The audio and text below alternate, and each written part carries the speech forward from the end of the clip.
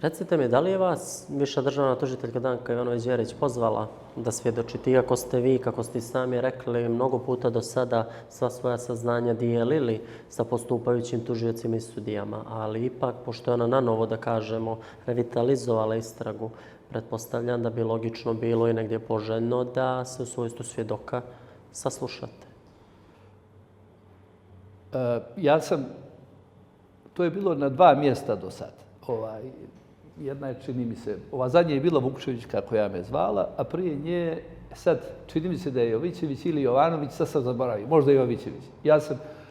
Ja moram da istaknem veoma, opet nije dobro da sve to tako kažem, ali, pazite, ja sam morao s nekih da pričam kad neko vlada 30 godina. Susreti s njima nisu bili negativni uvijek, ili su često bili pozitivni. Eto, možda ja i ne moram sad sve da kažem. Mi smo u 4 oka mnogo ovako pričali i oni znaju kakav sam ja čovjek. Ako sam rekao da neću to reći, ja to i neću reći. A međusobno smo rekli. Tako da, ono što vama govorim sad,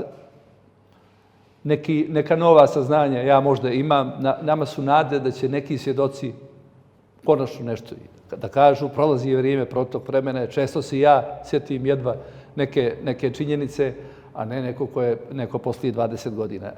Nama je jedina šansa, i nije jedina, oni bi to mogli uporediti ove nalaze sa...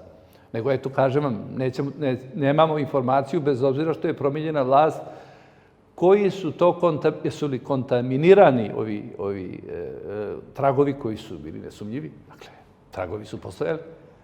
Puškes koji je ubijen, auto nije zapaljen, golf nije zapaljen, puške su tu. Što je sada problem to da se otkrije? Nikakav. Nego samo je problem ko su ti. Jer u pitanju, opet vam kažem, a to i vi, to cijela Crna Gora zna, to je ono zbog čega ne možemo abolirati one koji su bili u visokom političkom vrhu i koji su spriječili. Ne znam jesu li učinili, ali su spriječili da i dalje sprečavaju da se do konačne istine dođe.